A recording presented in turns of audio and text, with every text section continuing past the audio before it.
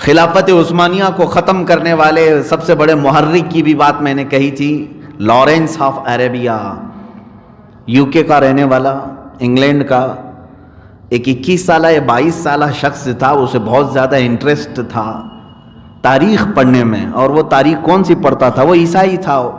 وہ تاریخ یہ پڑھتا تھا کہ ہمارے عیسائیوں کے سارے قلعے مسلمانوں نے کیسے فتح کر لیے، کون سی کمزوری تھی ہمارے صلیبیوں میں، عیسائیوں میں. وہ ان قلعوں کا بھی جا کر کے مطالعہ کیا، جنگوں کو پڑھا، اسٹڈی کیا. اس کے بعد وہ انگلینڈ کی گورنمنٹ سے پرمیشن لے کر کے وظیفے کے طور پر، یہ مشنریز ہوتی ہیں بہت ساری جو یہ پورے ورلڈ میں پھیلاتے ہیں، آج بھی ہے ان کے. وہ ایک مہم پر نکلا کہ میں اپنی حکومت کا وفادار ہوں اور یہ خلافت عثمانیہ کو ختم کرنے کی پوری کوشش کروں گا. خلافت عثمانیہ کی بات کی جا رہی ہے، یہ 1912 یا 1910 کے آس پاس کی بات بتا رہا ہوں، فرسٹ ورلڈ وار ابھی نہیں ہوئی تھی. تو یہ لارنس آف عربیہ عرب میں آیا اور عربوں کی زبان سیکھا، ان کی تعلیمات حاصل کیا. پوری چیزیں حاصل کرنے کے بعد یہ ایسی عربی بولتا تھا جیسے عرب والے لوگ بولتے ہیں. اس نے کمزوریاں دیکھی خلافت عثمانیہ کی کہاں کہاں ہے. خلافت عثمانیہ آخری سانسیں لے رہی تھی اس وقت، مطلب یوں کہ تھوڑی سی کمزور ہو گئی تھی، لیکن پھر بھی معمولی بات نہیں تھی. 40 کنٹریز جو آج کی ہیں، آج 40 کنٹریز خلافت عثمانیہ کے انڈر میں آتی تھی. اتنی بڑی وہ حکومت تھی، اس کو ہلا دینا معمولی بات نہیں تھا، معمولی بات نہیں تھی. لارنس آف عربیہ نے تقریباً 4 یا 5 سال محنت کی، عربوں میں داخل ہوا، ان کے اندر تعصب کو جگایا. تعصب کیا ہوتا ہے؟ عصبیت، علاقائی عصبیت. جیسے ارے تم کرناٹکی ہو، وہ بہاری ہے، یہ بنگالی ہے، یہ راجستھانی ہے، یہ گجراتی ہے. یہ علاقائی تعصب، اسلام میں اس بات کی اجازت نہیں ہے.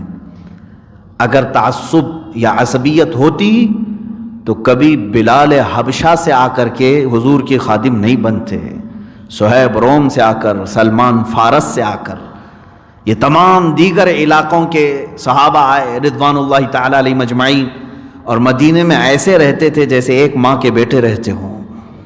علاقائی عصبیت ہمارے ہاں جائز نہیں، لیکن منافقین جو ہے اس عصبیت کو ابھارتے ہیں ہر جگہ، اس عصبیت کو کہ تمہارا وطن ہے، دوسرے آ کر کے اس پر قبضہ کیے ہوئے ہیں، تمہاری زمین ہے. تو عربوں کے ساتھ بھی اس نے یہی کیا. ترکی لوگ آ کر کے تمہارے اوپر حکومت کر رہے ہیں، زمین تو تمہاری ہے، عرب ہو تم، برسوں سے تم عربی، اور وہ ترکی ہیں. مکہ پر ترکیوں کا قبضہ ہے، مدینے پر ترکیوں کا قبضہ ہے، ساری جگہوں پر حکومت ان کی ہے، تم کیا کر رہے ہو؟ ظاہر سی بات ہے یہ بیج جب بو دیا جاتا ہے، دھیرے دھیرے دھیرے یہ پودے نکلنے شروع ہو جاتے ہیں، زمانہ لگتا ہے. لارنس آف عربیہ عربی لباس پہنتا تھا، جبہ پہنتا تھا، وہ شماغ پہنتا تھا، اقال پہنتا تھا. یہ تمام چیزوں کے ساتھ اس نے گورنر مکہ، اس وقت ایک حسین نام کا شخص تھا، اس کو جا کر کے لالچ دیا کہ تو ترکیوں کے خلاف بغاوت کر، میں تجھے انگلینڈ کی حکومت سے تعاون دلاؤں گا اور تیرا پورا ایک علاقہ میں تیرے حوالے کرواؤں گا. شروع میں تو اس نے انکار کیا کہ ایک عام آدمی اگر یہ اتنا بڑا آفر دے تو اس کو خاطر میں نہیں لایا. لیکن لارنس آف عربیہ ظاہر سی بات ہے ایسے چھپ کر کے کام کرتا رہا. اس نے ڈھونڈا پورے عرب میں ایک مشہور خاندان کو جو ڈاکہ زنی پر مشہور تھا. وہ ڈاکوؤں کا خاندان تھا، لوگ ان سے ڈرتے بھی تھے. ظاہر سی بات ہے گنڈوں سے لوگ جو ڈرتے ہیں وہ عزت کی وجہ سے نہیں، جیسے کتے سے بھی ہم ڈرتے ہیں اس لیے کہ کاٹ لے گا. بعض گنڈے یہ سمجھتے ہیں، دیکھتے ہیں سارے لوگ کیسے مجھ سے ڈرتے ہیں، عزت کرتے ہیں میری. عزت نہیں میاں، وہ کتوں سے جیسے ڈرتے ہیں ویسے آپ سے بھی ڈرتے ہیں. ایسے ہی عربی وہ قبیلہ تھا، وہ گنڈوں کا قبیلہ تھا، ڈاکوؤں کا قبیلہ تھا، جو آج بھی سعودی پر حکومت کر رہا ہے. محمد بن سعود کا خاندان. لارنس آف عربیہ ان کے پاس پہنچا، انہیں لالچ دیا. ان کو صرف پیسوں سے مطلب تھا، زمین سے مطلب تھا، اور وہ اس لالچ میں وہ آ گئے اور بغاوت شروع کر دیا. جگہ جگہ ان لوگوں نے لوٹ مار شروع کر دی. ترکی جو تھے وہ سمجھ ہی نہیں سکے. سمجھ ہی نہیں سکے، علاقے سنبھال نہیں سکے، انہوں نے فوجی چھاونیوں پر بھی حملہ کیا۔ میں جب پڑھ رہا تھا تو مجھے اس کی اہمیت پتہ چلی کہ ترکی حکومت نے یعنی خلافت عثمانیہ نے لارنس آف عربیہ کے سر کی بڑی قیمت رکھی تھی کہ اس کو ڈھونڈ کر کے لاؤ تو اتنا انعام دیا جائے گا، کیونکہ بیج یہی تھا، کینسر یہی تھا۔ آخر وہ زمانہ بھی آیا جب مکہ اور مدینہ طیبہ میں بھی جو لوگ موجود تھے ان کو بھی خرید لیا اس نے، اور دعویٰ یعنی کس بات کا کی لالچ دی گئی، وعدہ کس بات کا تھا کہ ہم اپنے آقاؤں سے یعنی امریکہ سے، یورپ سے، انگلینڈ سے تمہیں ایک زمین، بہت بڑی زمین کے مالک تمہیں بنا دیں گے، بادشاہ تم رہو گے۔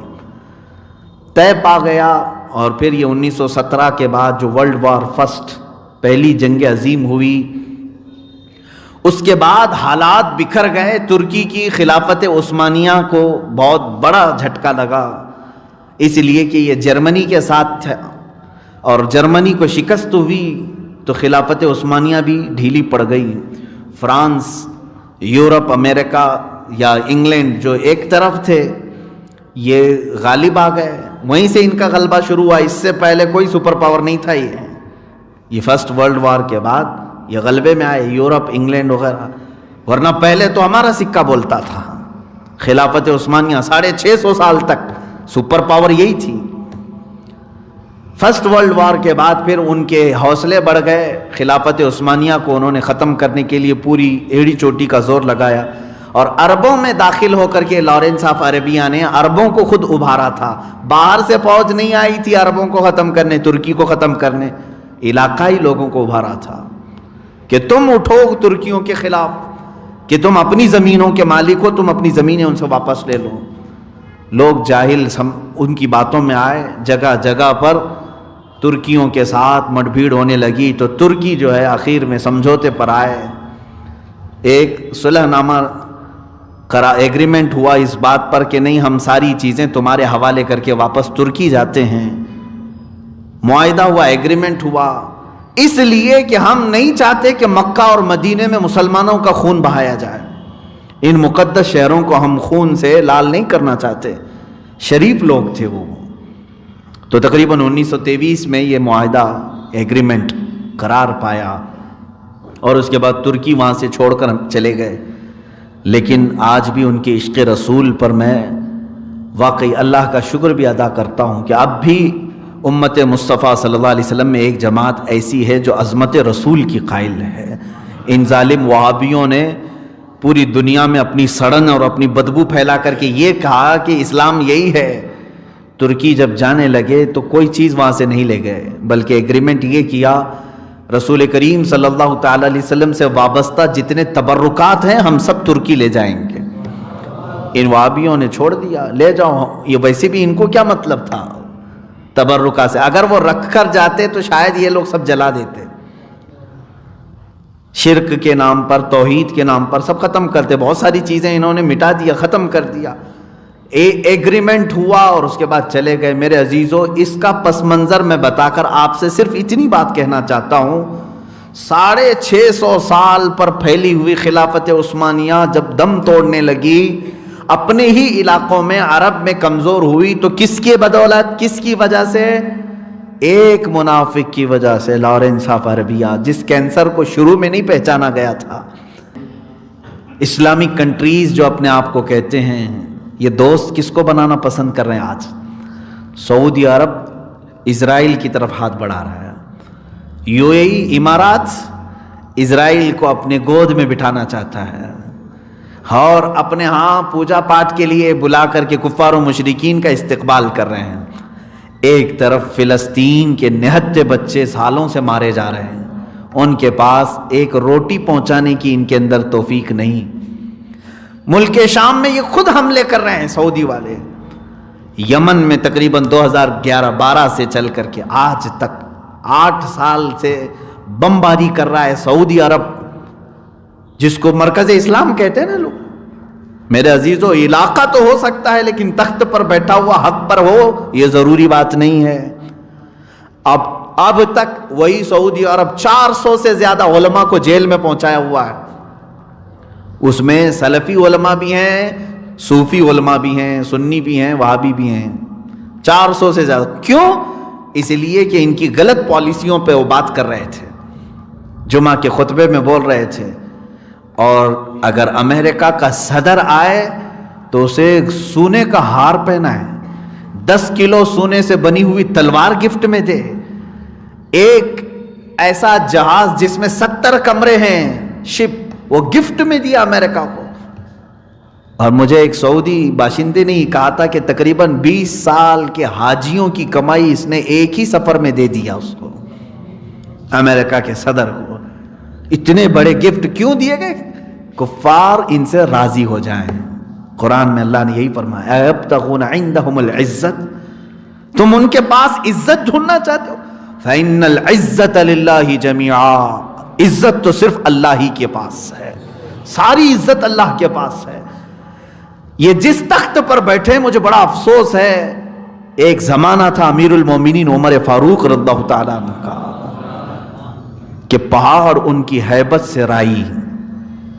نہ مال شہادت مطلوب و مقصود مومن, نہ مال غنیمت, نہ کشور کشائی. یہ اقبال نے کہا ہے, سمٹ کر دریا ان کی ہیبت میں, پہاڑ ان کی ہیبت میں رائی. عزیزان گرامی, آج ان کی حالت یہ ہے کہ خود ٹرمپ یہ کہتا ہے کہ اگر ہم ہٹا لیں سعودی عرب سے ایک دن کے لیے اپنی سپورٹنگ تو یہ ہمیں ختم ہی ہو جائے گا. یہ ان کو تانا بھی مار رہے ہیں, پھر بھی شرم نہیں ہے ان کو. عزیزان گرامی, مومنین کے ساتھ دوستی کو چھوڑ کر کے یہ دوستی کا ہاتھ کس کے ساتھ بڑھا رہے ہیں؟ کفار و مشرکین کے ساتھ. یہ منافقین کی صفات ہے جو قرآن بیان کر رہا ہے. پہچانو منافقین کو. یہ لباس جتنا بھی سفید پہن لے, اقال پہن لے, کوئی بھی بڑے بڑے جبے ڈال لے, لیکن اس کی عادتیں اور صفات تو بتا رہی ہیں کہ اس کے اندر دوستی کرنے کی چاہت کس کے ساتھ ہے؟ مشرکین کے ساتھ, یہود و نصارہ کے ساتھ. ارے یہ ترکی کا دشمن ہے, ایران کا دشمن ہے, عراق کا دشمن ہے, شام کا دشمن ہے, یمن کا دشمن ہے, قطر کا دشمن ہے. یہ سب ان ملکوں کے نام میں بتا رہا ہوں جہاں مسلمان رہ رہے ہیں پورے کے پورے. قطر پر تو انہوں نے ایسی پابندی لگا دی ہے کہ کوئی ایک کولگیٹ بھی ادھر کا ادھر نہیں ہو سکتا, پیسٹ بھی نہیں آ سکتا, پلین کوئی ادھر کا ادھر نہیں جا سکتا, جبکہ پڑوسی ملک ہیں. اور حتیٰ کہ میں آپ کو بتاؤں, قطر کے اور سعودی عرب کے لوگوں کی آپس میں رشتہ داریاں بھی ہیں. یہاں کی لڑکیاں وہاں بیاہ کر گئی, وہاں کی لڑکیاں ادھر آئی ہیں, لیکن انہوں نے سب کو ختم کر دیا, توڑ دیا, ایسا بند باندھا ہے. کیوں؟ وجہ کیا ہے؟ قطر سے بائیکاٹ کیوں کیا تھا سعودی نے؟ جانتے ہیں آپ؟ صرف اس بنیاد پر کہ وہ اسلام کی زیادہ بات کر رہا تھا. ان کے یہاں اخوان المسلمین, مسلم بردرہوڈ ایک تنظیم ہے. سعودی کا الزام ہے کہ یہ کٹر وادی تنظیم کا سپورٹر ہے, اس لیے ہم اس کو بینڈ کرتے ہیں. کٹر وادی تنظیم کا سپورٹر ہے, دہشت گردی کو پھیلا رہا. کون سی دہشت گردی؟ جو امریکہ کی زبان میں دہشت گرد ہے وہی سعودی عرب کی زبان میں دہشت گرد ہے. انہوں نے اپنے رپورٹر کو, اپنے صحافیوں کا قتل کیا, لیکن آپ جانتے نہیں ہوں گے امریکی فوجی تقریباً 20,000 سے زیادہ سعودی میں بیٹھے ہیں, ان کو خنزیر کا گوشت بھی یہی مہیا کر کے دیتے ہیں. ہاں, صاف سی بات ہے. یہ کفار و مشرکین کے ساتھ ان کی دوستی, اٹھنا بیٹھنا ان کے ساتھ, شراب کباب ان کے ساتھ, اور مومنین سے تمہاری دشمنی, یہی تو منافقین کی صفات ہے. میں پوچھتا ہوں ان لوگوں سے جو آج تک چلاتے تھے ارے سعودی کو فالو کرو, سعودی کو فالو کرو, اب بھی تمہاری آنکھیں نہیں کھلی کہ ان کی غلط پالیسیوں پر انہوں نے سینما تھیٹر کھول دیے پورے سعودی عرب میں صرف کفار و مشرکین کو راضی رکھنے کے لیے. پردے کو ہٹانے کا حکم دے دیا, آزادی دے دو. بیچ بنانے کا آرڈر دے دیا کہ ننگے وہاں پر بھی ناچیں. ایک سٹی بنانے جا رہی ہے 5 اسٹار سٹی, جس پہ سارے کنٹریز اپنا انویسٹ کر رہے ہیں, جس میں اسرائیل سب سے بڑا انویسٹر ہے. سعودی عرب میں جس حجاز پاک کو, جس عرب شریف کو اللہ کے نبی صلی اللہ تعالیٰ علیہ وسلم نے ہر بے حیائی سے پاک کیا تھا, افسوس ہے کہ اس زمانے میں وہ ساری بے حیائیاں یہ لانے کی کوشش کر رہے ہیں. پہچانو یہ سعودی نہیں ہیں, یہ یہودی ہیں. لباس اوڑا ہوا ہے انہوں نے اسلام کا. جو لارنس آف عربیہ نے 100 سال پہلے ترکی کو ختم کرنے کے لیے کیا تھا, وہی آج تخت پر بیٹھے ہوئے لوگ کر رہے ہیں. پہچان نہیں پا رہے ہیں لوگ. یہ کینسر ہے, اس وقت تمہیں معلوم ہوگا جب یہ بہت کچھ تباہ کر چکا ہوگا۔